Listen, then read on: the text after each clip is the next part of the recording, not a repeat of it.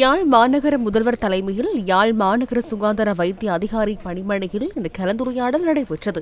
இந்த கலந்துரையாடலில் சமய தலைவர்கள், நல்லூர் கந்தசுவாமி ஆலயத்தினர், யாழ் மாநகர சபை ஆணையாளர், யாழ் மாநகர சபை உறுப்பினர்கள், துறைசார் அதிகாரிகள் உள்ளிட்ட பலரும் கலந்து கொண்டனர். கடந்த காலத்தில் எங்களுக்கு ஏற்பட்ட முறைப்பாடுகளுக்கு அமைய இந்த முறை நாங்கள் 5 தடைகளை இங்கே முன்வைத்திருக்கின்றோம். முதலாவதாக, உற்சவ காலத்தில் வியாபார நிலையங்களில் சினிமா பாடல்களை ஒலிக்க விடுதல், ஆடல் பாடல் நிகழ்வுகளில் ஈடுபடுதல் போன்ற செயற்பாடுகள் முற்றாக தடை செய்யப்பட்டுள்ளன.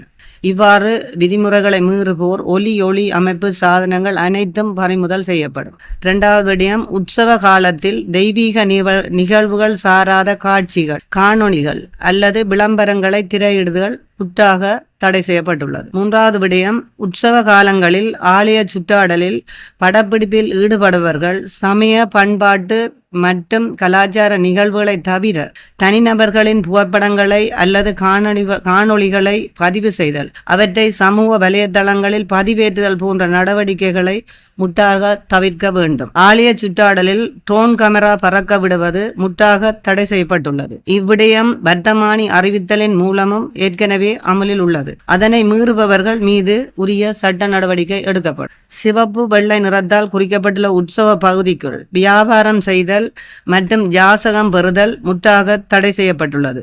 மேலும் வெளிப்பகுதியிலும் பக்தர்களின் போக்குவரத்துக்கு இடையூறு விளைவிக்கும் வகையில் வியாபாரம் செய்வது அனுமதிக்கப்பட மாட்டாது. விதிமுறைகளை மீறி வியாபாரத்தில் ஈடுபடுபவர்களின் பொருட்கள் பறிமுதல் செய்யப்படும். வரலாற்று சிறப்புமிக்க யாழ்ப்பாணம் நல்லூர் கந்தசுவாமி ஆலயத்தின் வருடாந்த திருவிழா எதிர்வரும் 17ஆம் திகதி கொடியேற்றத்துடன் ஆரம்பமாகி செப்டம்பர் மாதம் 8ஆம் திகதி ரதோற்சவம் நடைபெறவுள்ளது.